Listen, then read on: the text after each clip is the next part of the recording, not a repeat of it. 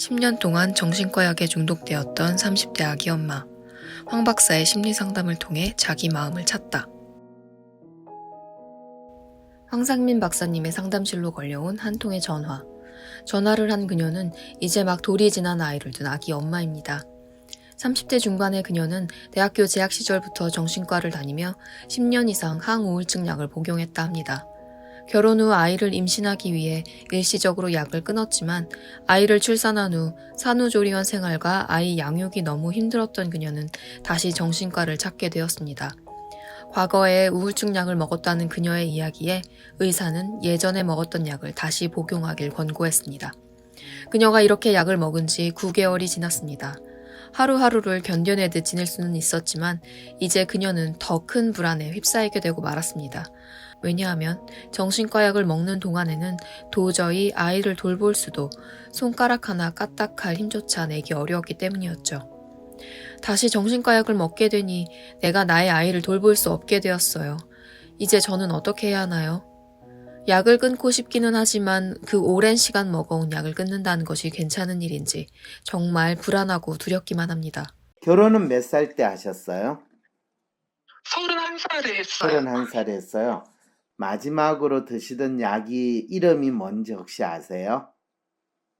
31살에 끊었던 건 아니고 5살에 35살 끊으셨는데. 임신하기 3개월 전에, 네. 4개월 전에 네. 끊었었어요. 아, 그래요? 그러면 네, 임신했을 그 시점에서는 약을 먹고 있지 않으셨다는 이야기가 되네요. 네, 임신 기간 1년 동안은 안 먹었어요. 네, 예. 그러면 마지막으로 끊었을 그 무렵에, 그러니까 결혼하고 나서 약을 줄인 때 그때 먹었던 항우울제가 어떤 약인지 혹시 이름은 기억하세요?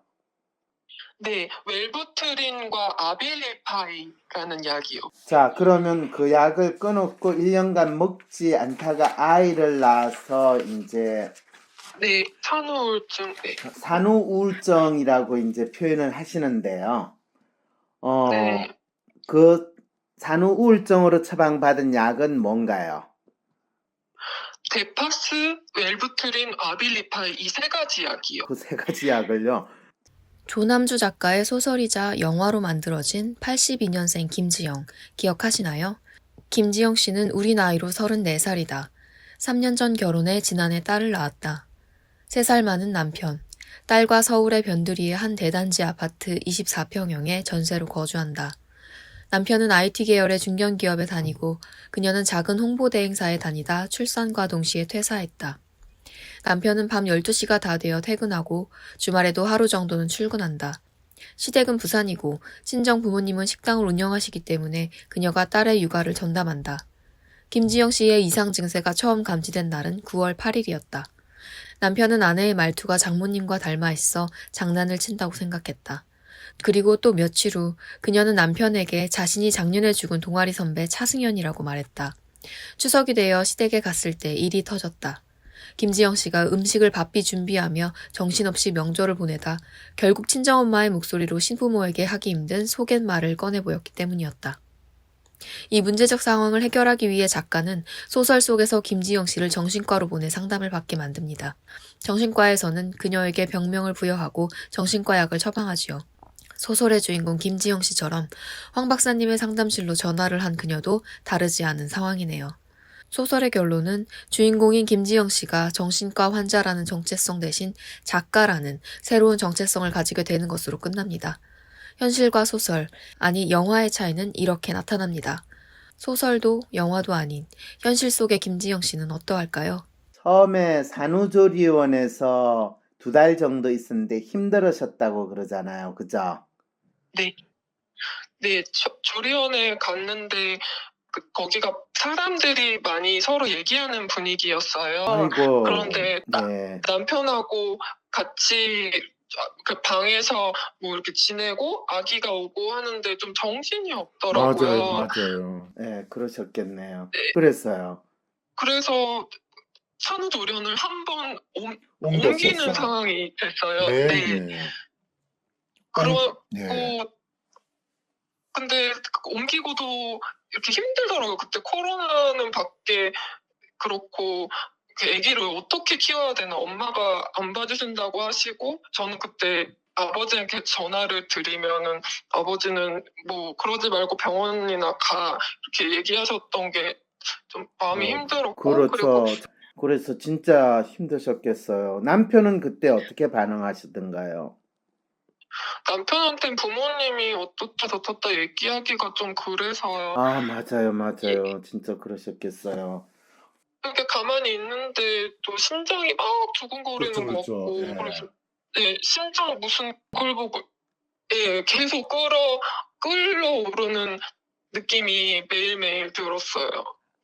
가만히 있는데도. 그런데 그것이 상당히 예민하고 이 감성적이고 또 섬세한 사람이고 착하고 또 이 어른들이든 주위 사람들한테 잘 하는 사람으로 보여야 된다는 이런 걱정이 있는 경우에는 조금만 상황이 바뀌거나 또는 낯선 일을 본인이 하게 될 때는 본인한테 일어나는 감정적인 문제나 이런 것들이 여러 가지 신체적인 증상으로 일으키게 되는 거거든요. 그럴 때 남편한테 본인의 그 상황에 대해서 설명을 하고 남편이 본인을 안아주든지 만져주든지 아니면 남편이 손을 잡아주든지 그런 거를 아니, 요청을 안 했어요? 네네. 그런 건 요청할 생각을 안 했었어요. 감성적이고 섬세하기에 낯선 환경과 상황에서 쉽게 긴장하는 현실의 김지영 씨는 산후조리원 생활에 적응하기가 무척 어려웠나 봅니다. 그런데 그런 김지영 씨의 마음을 가족도 남편도 알아주지 않고 또 지영 씨도 주변에 잘 표현하지 못하고 혼자 속으로 꼭 참고 있었네요. 그런 표현조차도 내가 지금 이런 마음 상태다라는 걸 남편한테 표현도 안 하시고요. 네, 저가 약을 여태까지 계속 먹었다는 그게 좀 그렇죠. 남편한테 그런 거를 이야기하면 본인이 진짜 문제가 있는 사람일 것 같은 그 두려움이 있으니까. 그러고 지금 9개월 먹었고 지금 남편이 제가 끊는다고 하면 그걸 그렇게까지 지지해 줄 것 같지는 않다? 그런 마음이 드는 게 좀 왜 본인이 약을 끊으면 남편이 지지해 줄 것 같지 않다는 생각이 드세요? 남편이 주변에 물어봤는데 네. 제 부인이 그냥 평생 뭐 약 먹고 살면 된다고 그냥 그 약에 대해서 본인이 좀 그렇게까지 심각하게 안 느끼는 것 그렇죠. 같아요. 일단 본인이 먹는 것도 아니고 그다음에 약을 네네. 먹으면 뭔지 모르겠지만 모든 문제가 없어질 것 같고 병이 치료될 것 같은 생각이 드는데 남편은 사실 지금 아내분의 고통이나 아픔이나 뭐 그걸 그냥 항우울제 또는 산후우울증 정도인데 라는 정도로 알고 있다는 이야기잖아요. 네, 제 혼자서 해결해야 된다는 생각이에요. 어떠세요? 네. 내가 원하는 대로 이루어지지 않아 답답하고 괴로울 때 어떻게 할 수 있을까요? 우후죽순 상담센터와 정신과가 생겨났지만 막상 어떤 서비스를 받아야 할지 내 문제를 믿고 맡길 전문가는 누구인지 혼란스럽기만 하다고요? 위로나 공감을 넘어 개인의 마음을 정확히 읽어주고 삶을 변화시킬 전략도 같이 찾아주는 전문가, 전문 서비스에 대해 알 필요가 있지 않을까요? 이런 상황이라면 차라리 내가 직접 나의 마음을 알아보면서 나의 삶의 문제나 마음의 아픔을 해결할 수 있는 길을 찾고 싶진 않을까요? 나의 문제도 파악하여 해결하고 또 다른 사람의 삶도 변화시키는 데 도움을 줄 수 있다면 현재 나의 삶을 변화시킬 수 있는 새로운 계기가 될 수 있지 않을까요? 여러분의 이런 상상과 기대, WPI 초급 워크숍을 통해 구체화하실 수 있습니다. 삶의 변화는 특정 유형에 끼워 맞추는 것이 아닌 있는 그대로의 내 특성, 내 마음을 읽을 수 있을 때 시작됩니다. 한 사람의 성격과 마음을 정확히 찍어 나타내어 마음의 MRI로 비유되는 WPI 검사는 한국인의 마음에 대한 연구를 통해 개발해낸 성격 및 라이프스타일 진단 방법입니다. 셜록 황이란 닉네임으로 유명한 대한민국 대표 심리학자, 한국인의 심리를 연구한 황상민 박사님의 직강으로 WPI 검사 결과를 해석하는 방법을 통해 자신의 마음을 알고 문제를 스스로 해결하는 능력뿐 아니라 주변 사람들의 마음을 읽어주는 WPI 상담가로 발전할 수 있는 시간. 당신이 상상하는 완전히 새로운 세상. 이제 WPI 초급과정 워크숍에 참여함으로써 여러분의 삶을 바꿀 수 있는 새로운 기회를 찾을 수 있습니다.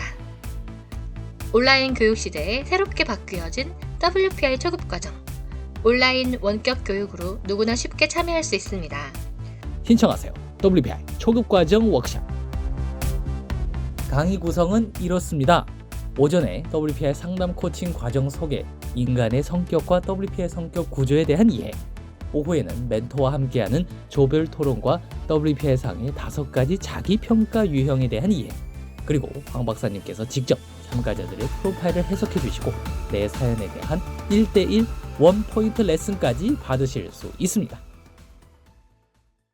삶의 문제와 마음의 아픔을 해결하고 싶다면 진짜 문제를 찾는 방송 황심소. 무엇이 문제인지 모른다면 어떤 답도 정답이 될 수 없습니다. 진짜 문제를 찾는 방송 황상민의 심리상담소. 예, 제 혼자서 해결해야 된다는 생각이. 드세요. 네. 네. 네. 엄마 아빠도 내한테 직접적으로 도움을 주지 못하고 또 나한테 위로나 격려를 주지 못하고 또 남편조차도 차라리 약에 의존하는 게 좋다라고 믿을 때는 나도 약에 의존해야 되는 거 아닌가. 또 무려 지난 10년 이상이나 약을 먹고 왔으니까 약만 먹으면 내 문제가 해결될 것 같은 생각을 하는 거는 너무나 당연한 거거든요. 네. 그런 상황이 있음에도 불구하고 지금 내가 이 약을 먹기 싫다라는 생각이 이제는 드신 거죠. 네. 왜 먹기 싫다라는 생각이 자기가 가지게 된 것 같으세요? 신체적으로 너무 괴로운 증세가 일어나는 것 때문일까요? 아니면 이 약을 먹는 것이 아이에게 나쁜 영향을 미치지 않을까라는 두려움 때문인가요? 아니면 약을 진짜 언제까지 먹어야 되는가라는 이런 좌절감이나 불안감 때문일까요? 아니면 이 모든 게 다 약을 언제까지, 약을 언제, 그런, 늘어지고. 늘어지고. 김지영 씨는 10년 이상 의존해왔던 약에서 이제는 벗어나야만 한다는 큰 결심을 하게 되었습니다. 아무도 그녀의 문제를 이해해주거나 도와주지 않는 상황에서 여리고 착한 그녀가 이런 마음을 먹게 된 건 정신과 약 복용으로 인해 늘어져 버리는 신체로는 도저히 소중한 나의 아이를 돌볼 수 없다는 사실 때문이었습니다. 네, 임신하기 전에 1년 동안, 그때는 그냥 임신 증상, 그런 졸려서 계속 잠을 자고 싶고, 근데 그때 제가 주변 사람들을 힘들게 했다고 가족들은 그러더라고요. 주변 사람들을 그랬는데 저는 힘들게 했다. 친정 엄마네에서 살았었는데, 네. 대화가 안 된다고. 대화가 안 된다. 사실 보통 때도 결혼하기 전에도 엄마나 주위 사람들하고 대화가 잘 되는 사람은 아니시잖아요. 네. 그리고 그, 신경질을 내거나 짜증을 부리는 거는 좀 심하시고요. 네. 맞아요. 네. 어머님 입장에서는 결혼을 하고 조금 얘가 나가 있다가 임신 출산 때문에 친정으로 와 있는 동안에 옛날의 모습이 나타날 뿐만 아니라 그게 더 심하게 나타나니까 제가 이상하다 이렇게 보셨다는 말씀이네요. 네네. 자, 맞습니다. 그런 상황이 되고 나서 이 산후조리원에 있는 동안에 가족들은 그러면 약을 먹는 게 당연하다라고 또 이야기를 했겠네요.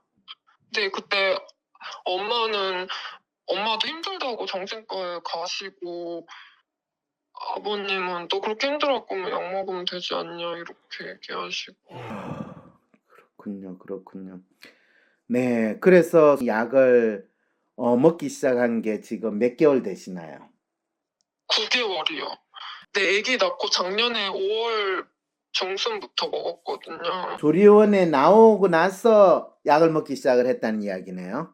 네네. 친정에서 나오고 그리고 그때부터 약을 드시기 시작을 하셨다는 거네요. 그때는 아빌리파이 2ml를 매일 먹었고, 아빌리파이 웰부트, 2ml를 네, 먹었고요. 그 다음에 네, 웰부트린 150ml, 웰부트린 150ml, 네, 데파스 0.25ml를 데파스 셋 다 매일 0.2. 먹었어요. 그 약을 먹기 전에 상태하고 약을 먹고 나서 상태에 대해서 비교해서 이야기를 구체적으로 본인이 신체적으로 느끼는 것, 심리적으로 느끼는 거는 엄청나게 답답함이나 또는 답답함 하면서 부글부글 끓는 거 말고 또 다른 거 뭐 없었나요? 본인 상태를 표현할 만한 거? 제 마음 상태는 좀 죽고 싶다. 죽고 싶다. 죽고 싶다라는 걸 네. 구체적으로 표현하면 너무 괴롭다라는 뜻인가요? 예, 아니면 너무너무 괴로워서 죽고 싶다. 그렇죠. 그 다음에 사는 게 괴롭다. 사는 게 괴롭다. 오케이, 좋아요. 그냥 가만히 앉아 있어도 마치 온몸이 쪼여오는 것 같아서 괴로울 수도 있고, 아니면 내가 뭘 어떻게 해야 될지 몰라서 무기력감을 네, 느껴서, 예, 가만히? 가만히 있어도 뭘 어떻게 해야 될지 몰라서 이렇게 조왕자왕하면서 무기력감을 느꼈어요. 그렇죠, 그렇죠. 무기력감을 네, 그와 동시에 본인은 애를 내가 돌봐야 되는데 애를 어떡하지 이런 생각이 있었어요. 애 생각도 아예 없었어요. 애 생각을 너무 컸어요. 애를 어떻게 해야 되나. 그렇죠, 그렇죠. 맞아요. 자, 그런데 애를 내가 어떻게 해야 되나 괴롭다고 하면서 죽고 싶다라고 하면 그때 혹시 내가 죽으면 애는 누가 돌보지 이런 생각은 안 드셨어요? 네, 그런 생각 했었어요. 그래서 못 그렇죠. 죽겠다. 예? 네, 그래서 그래서 못 죽겠다. 그렇죠, 그렇죠. 그러면 죽고 싶다고 하더라도 애만 생각하면 내가 죽을 수는 없으라는 생각까지 분명히 드셨죠, 그죠? 네, 네. 네. 그랬을 때 본인은 이 죽고 싶다라는 마음은 내가 괴롭다라는 걸 표현하는 거지, 내가 무기력하다는 걸 표현하는 거지, 진짜 죽겠다라는 이야기는 아닌 거죠, 그죠? 네. 의사가 진단한 산후우울증이라는 병명하에 데파스, 웰부트린, 아빌리파이라는 이름의 정신과 약을 9개월간 매일 복용한 지영 씨. 그중 아빌리파이는 조현병에 처방되는 약인데 산후우울증인 김지영 씨에게 어떻게 조현병 약이 처방이 된 걸까요? 게다가 이 세 가지 약을 9개월간 매일 복용했지만 정상적인 생활은커녕 김지영 씨는 오히려 엄청난 무기력감을 느끼고 심지어 너무 괴로워 죽고 싶다는 생각까지 들었다는 거네요. 자, 그런데 본인이 의사한테나 주위에 있는 엄마나 아빠한테는 괴로워 죽고 싶어라는 표현을 하셨어요, 안 네, 하셨어요? 네. 네, 부모님한테 죽고 싶다고 말을 하지는 않았어요.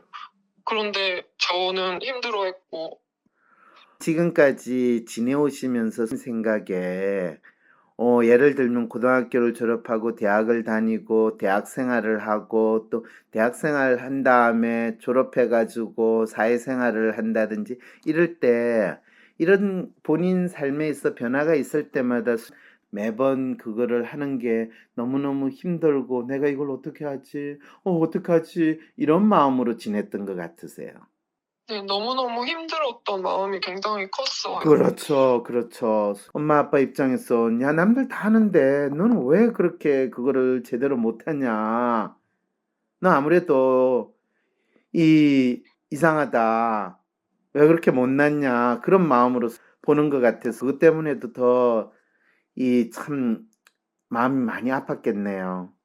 네네. 사실 그거를 좀 어느 정도 알고 있었는데, 그걸 음. 저희 부모님이 그렇다는 걸 인정하고 싶지 않았던 것 같아요. 그래서 좀, 그러면 제가 마음이 훨씬 더 아플까 봐.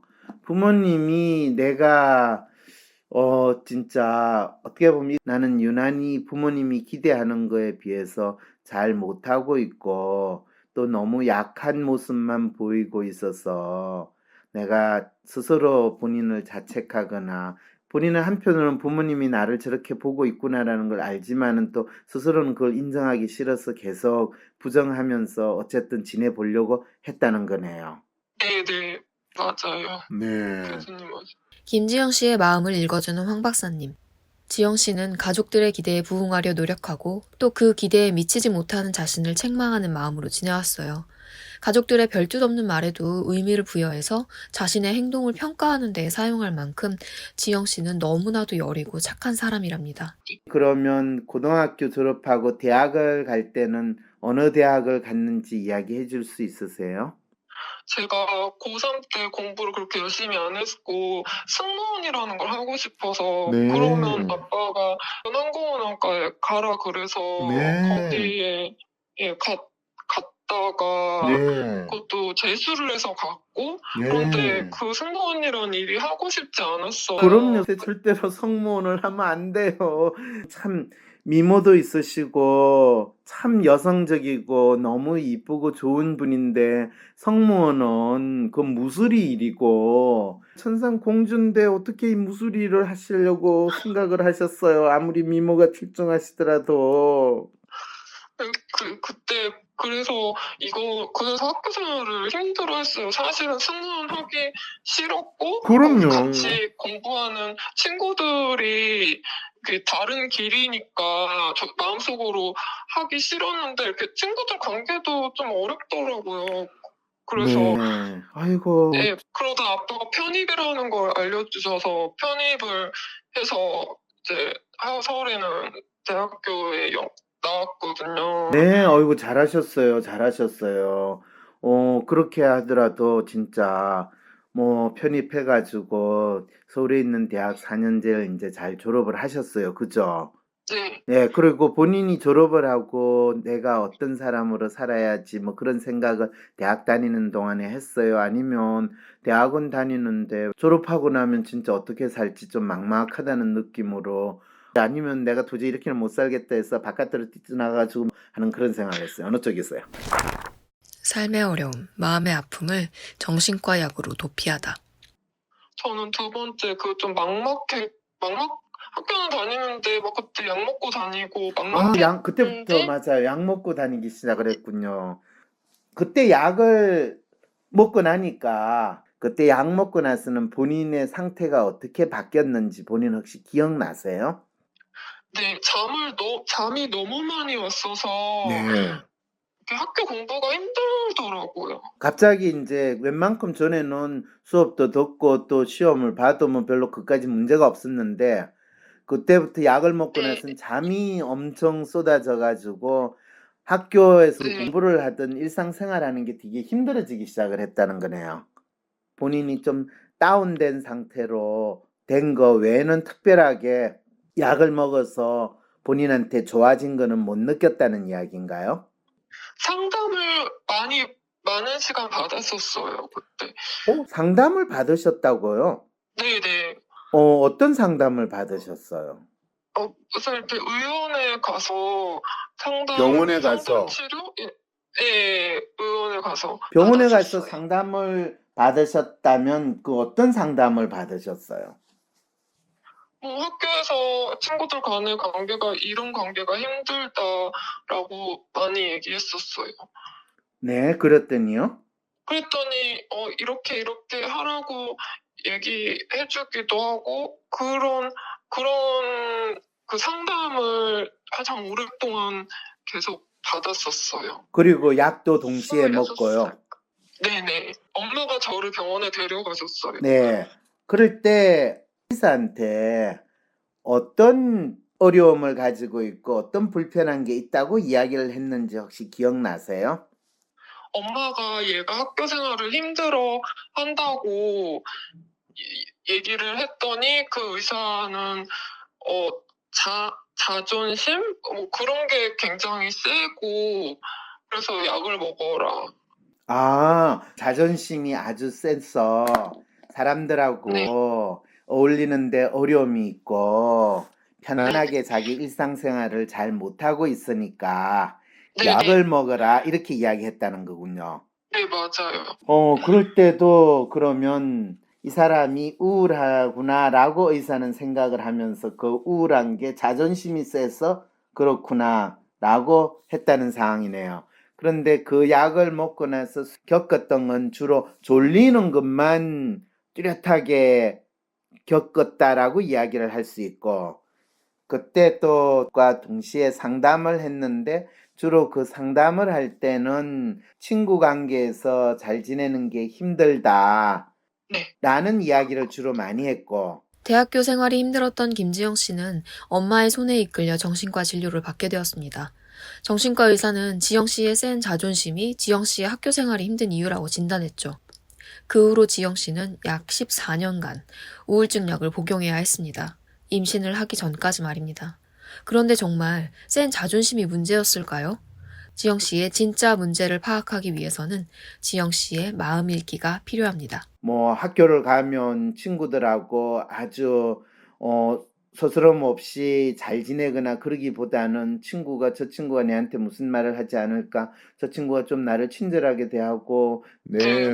그걸 잘 받아줬으면 좋겠는데 내한테 툭툭 이야기하거나 또는 저걸 나 하기 네, 싫은데 맞아요. 쫓아가야 되는 거 너무너무 힘든데 이런 상태에서 학교 생활하는 거 힘들어요. 그리고 나는 성문하는 거 전혀 좋지도 않고 하기 싫은데 이걸 계속 해야 되나요? 이런 고민들을 가지고 또 친구한테 이야기하면 그 친구들은 뭔 소리야. 남들은 성문 못해서 그렇고 너처럼 이쁘고 네. 너처럼 괜찮은 애가 성문하면 최고지. 이런 내 속도 모르는 이야기만 하니까 더 본인은 당황하고 어떻게 이야기해야 할지 모르는 그런 상황이었죠. 그죠? 네, 맞아요. 네, 네. 네, 너무 잘 읽어주셨어요. 네, 네, 맞아요. 그러니까 내가 지금 답답하고 힘든 거 누구한테 이야기도 못하니까 그냥 약 먹고 팍 쓰러져서 자자, 그 당시에 했던 상황이네요. 네, 정확히 맞아요. 오 마이 갓. 그게 15년 전, 20년 전 일이라고 생각하니까 진짜 가슴이 아프네요. 지영 씨는 여리고 감성적이며 주변의 기대에 성실히 부응하려는 성격이기에 새로운 변화에 적응하는 것이 힘들고 가족들이나 친구들이 지나가듯 가볍게 하는 말에도 쉽게 상처받습니다. 그렇지만 이런 자신의 마음을 잘 알지 못하고 주변에 표현하는 것도 어려워 혼자 꾹 참고 지냈죠. 이런 괴로움이 점점 쌓여가는 상황에서 어쩔 줄 몰랐던 지영 씨는 자존심이 센 게 문제라는 정신과 의사의 진단을 순순히 받아들이게 됩니다. 20대. 청춘의 시절을 정신과 약에 의존한 채 무기력하고 포기하는 상태로 10년 넘게 보내버리고 지영 씨는 이제 30대의 중반을 맞이하고 말았네요. 네, 너무, 네, 그렇게 시간을 보냐, 맞네요. 네, 그러니까 상담도 도움도 안 되고 도움되는 거는 약 먹고 쓰러지는 것밖에 도움이 안 되니까 그거라도 해라 해가지고 갑자기 나는 사람이 아니라 그냥 약에 의해서 쓰러진 상태로 대충 꾸역꾸역 사는 그런 동물로 바뀐 생활이 결혼하기 전까지 계속되고, 진짜 애 출산되는 게 아이가 엄마를 그 약에서 구했네요. 아, 네, 임신하면서, 그리고 네, 실제로 사람들은 옛날에는 자기 몸에 있는 나쁜 피를 빼기만 하면 병이 없어지고 건강해질 거라고 믿었고 또 그렇게 많이 했거든요. 지금도 그런 행동을 하는 사람들이 있어요. 네네. 근데 그와 비슷한 일을 하는 게 이 정신과 약을 먹으면서 제정신이 돌아올 거야라고 믿는 일하고 똑같은 일이라는 거예요. 아이고, 평생 이제 애를 보면서 네가 약으로부터 나를 구한 애다라는 마음으로 이제 생각하시면 되겠네요. 네네, 그런 마음이 들어요, 애를 보면. 그렇죠, 맞아요. 30대 중반이 된 우리의 김지영 씨. 결혼 후 어렵게 가진 아기가 정신과 약에 중독된 엄마를 구출하게 된 이 이야기는 내일도 계속됩니다.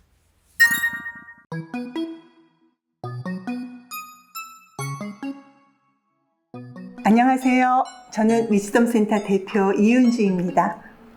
학원 선생님이나 가외 선생님들, 공부를 포기한 학생, 소위 공부자, 성적 올리기 가능하셨어요? 또는 가능할까요? 힘들죠. 너무 힘들죠. 하지만 LSI 학습 상담 코칭 전문가 워크숍에 참여하시면 그 가능성을 만들어 가실 수 있답니다. 학원 선생님이나 가외 선생님으로 학생들을 지도하면서 학생들의 성적을 올리기 위해서 여러 가지 방법을 그동안 시도해 보셨을 거예요. 선생님 자신의 실력을 올리기 위해서 애써보기도 하셨을 거고, 또 학생들에게 어떻게 하면 더 잘 전달해 줄 수 있을까 노력도 해보셨을 거고, 또 빡세게 학생을 한번 관리해보자 하는 시도도 해보셨을 거예요. 그렇지만 공부 안 하려는 아이들을 공부하게 만드는 것은 쉬운 일이 아니죠. 그래서 선생님들이 그 과정 안에서 부담감도 느끼셨을 거고, 또 부모님들이 주는 압박감으로 괴롭기도 하셨을 거예요. 그러다 보니까 내가 이 일을 계속 해야 되나 하는 자괴감도 많이 느끼셨을 것 같습니다. 하지만 이미 저와 함께 LSI 학습 상담 코칭 전문가 워크숍에 참여하셨던 선생님들은 그런 자괴감으로 힘들어하지 않으세요. 학생의 공부 지도와 멘탈 관리를 함께 하면서 각 학생에게 맞춤 지도를 해서 학생의 성적과 삶을 바꾸는 성공적인 경험을 하면서 능력 있는 과외 선생님 또는 학원 선생님으로서 자신의 전문성을 키우고 있기 때문입니다. 저와 함께 LSI 학습 상담 코칭 전문가 워크숍에 참여하셨던 선생님들의 성공담을 좀 들어보세요. 제가 LSI 학습 상담 코칭 전문가 워크숍에 참여하면서 제가 가르치던 학생들 중에서 늘 마음이 많이 불안하고 그런 게 이제 몸의 아픔 이런 것까지도 영향을 줘서 본인이 하고자 했던 한의대를 지원하고 합격할 수 있을까 걱정이 많았고 성적 변화도 많았던 친구가 제가 이 공부를 하면서 결국 한의대를 합격하게 되었습니다. WPI와 LSI를 배워서 학생의 공부하는 마음을 확인하고 구체적인 생활, 그다음에 학습 관리를 해주는 것이 학생을 성공으로 이끄는 유일한 길이라는 확신이 들게 되었습니다. 강사 20년 만에 제가 좋은 강사가 될 수 있을 거라는 확신도 함께 하게 되었습니다. 너무 좋아요. 그 수업하러 들어가는 게.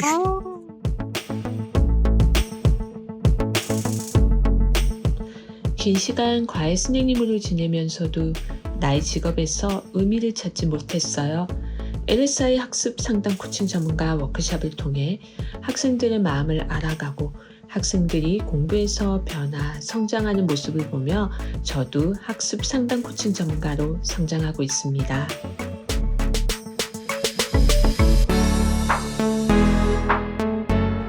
LSI 학습 상담 코칭 전문가 워크숍과 LSI 사례 세미나를 통해 학생의 마음에 대한 높은 이해를 하게 되었습니다.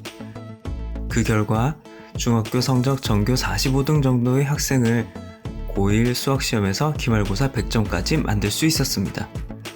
학생의 공부에 대한 마음을 파악하여 최적화된 코칭을 할 수 있었기에 가능한 기적 같은 결과라고 생각됩니다. 성공담 들으시니 여러분도 한번 참여하고 싶지 않으세요? 이런 기적을 체험하고 싶으시죠? 그러면 그 LSI는 도대체 뭔가? LSI는 저 이은주가 개발한 공부하는 사람의 마음을 읽어내는 심리 검사랍니다. 중고생, 대학생 또는 성인 누구든지 이 검사를 통해서 공부를 하면서 가지고 있는 마음을 알 수 있습니다. 공부에 대해서 가지고 있는 마음을 알고 왜 공부를 힘들어 하는지, 어떤 방법으로 공부하고 있는지를 알면 마음을 움직여서 공부를 하도록 이끌어줄 해법을 찾을 수 있답니다. LSI 학습 상담 코칭 전문가 워크숍에 참여하시면 이런 LSI 검사 결과를 해석하는 방법뿐 아니라 각 학생의 마음에 따른 지도 방법과 학생의 마음을 이해하고 변화시킬 수 있는 마음을 배워서 공포자도 공부할 마음을 갖도록 변화시켜 줄 수 있는 그런 기적을 만드는 전문성을 갖출 수 있게 됩니다. 학원이나 과외 선생님들 외에도 성인들을 교육하시는 분, 또는 자녀의 공부를 지도하고 싶으신 학부모님들이나 자신의 진로를 학습 상담 코칭 전문가로 만들고 싶은 많은 분들의 참여 기대합니다.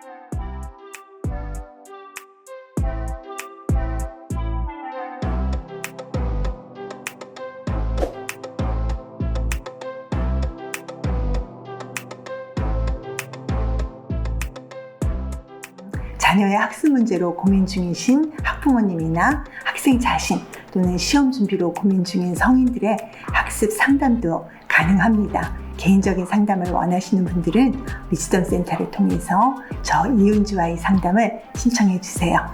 감사합니다.